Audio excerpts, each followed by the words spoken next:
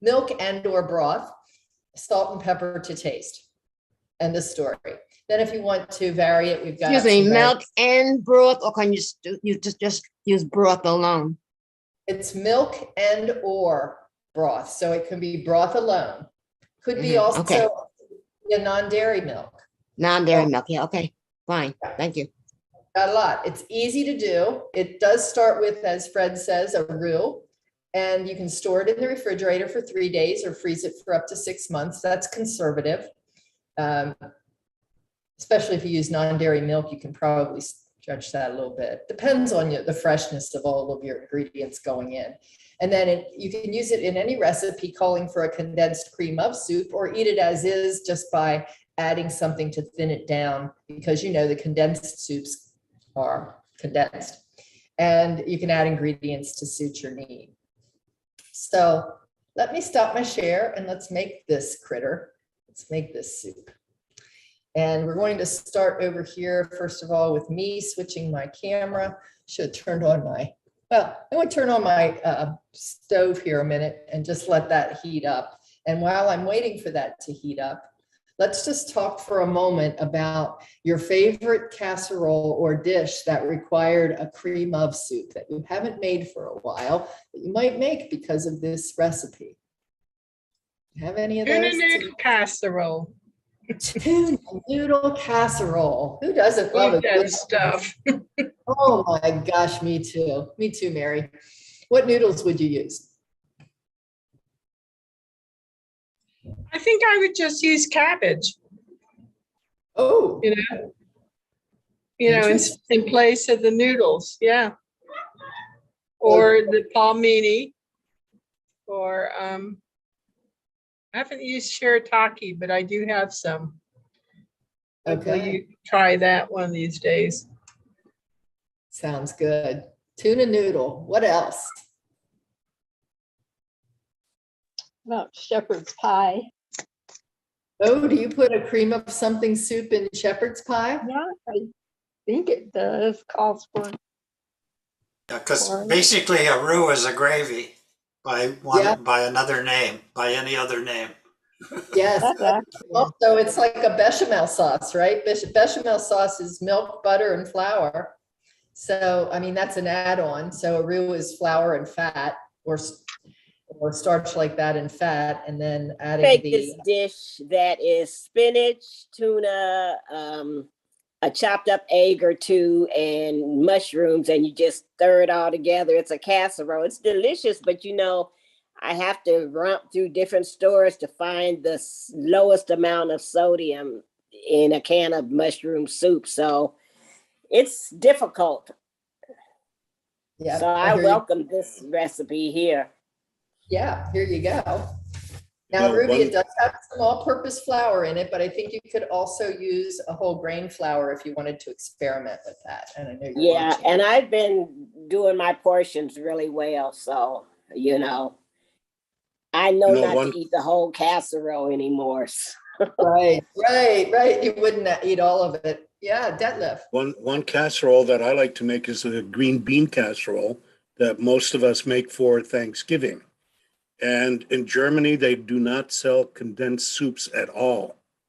Oh, so, wow. Yeah, I can go to a specialty store called KaDeWe, and I can buy a Campbell soup there for between $4 and $5 a can. Okay, but they don't have condensed soups in stores at all.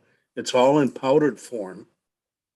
And, I mean, the last time that I made it, I used a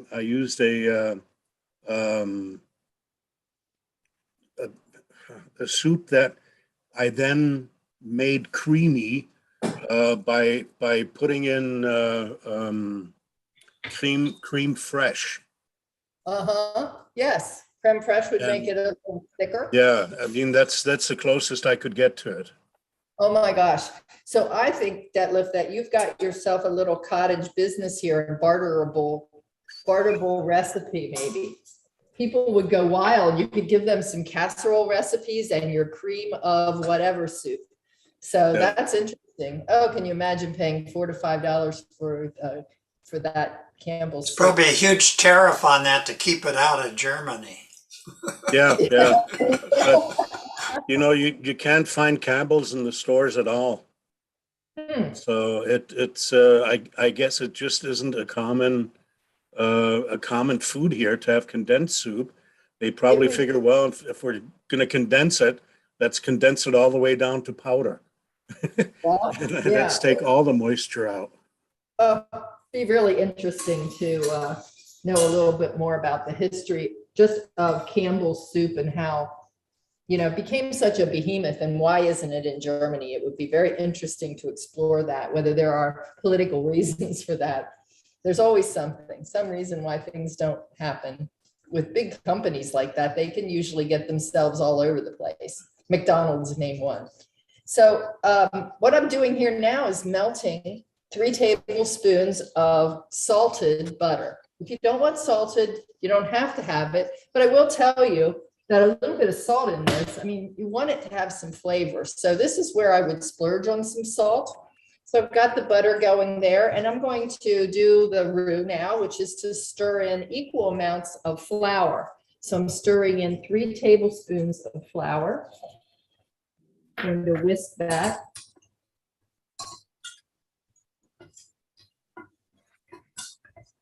And I have to stir that kind of constantly over low heat for about 1.5 minutes. And once this is done, you can see how it's really bubbling and foaming up. It grows. Depending on what you're doing, you would let your roux go longer. A bechamel sauce would be the addition of milk at this point, and then any kind of seasonings that you might do. And so this is not very far off of that.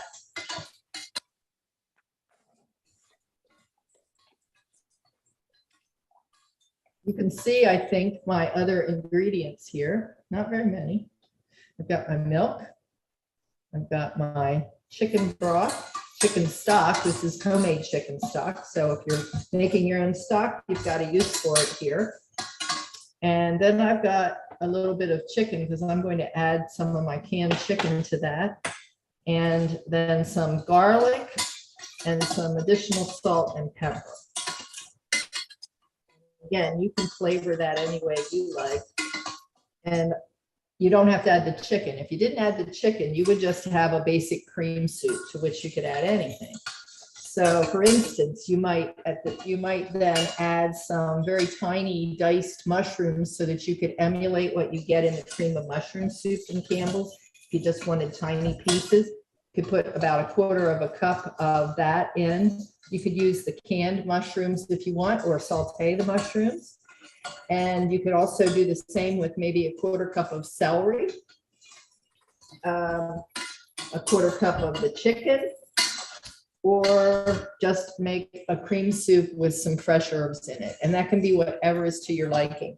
And now we're going to add the broth. I'm going to do broth and milk here, so we will have the chicken flavor, but you could add all broth. Just going to get that started a little bit. It goes fast, so you don't want lumps. See how fast that thickens? I think you can see that pretty well.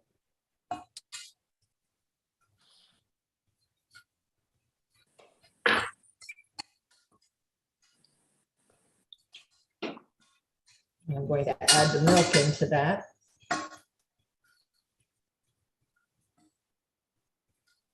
If my milk or my broth is a little on the cold side, I try to do it a little at a time. So you saw what happened when I added that stock kind of quickly.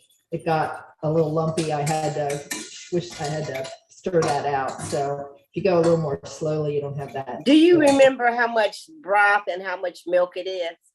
Sure, it was 1/2 cup of each. Okay, thank you. And you will.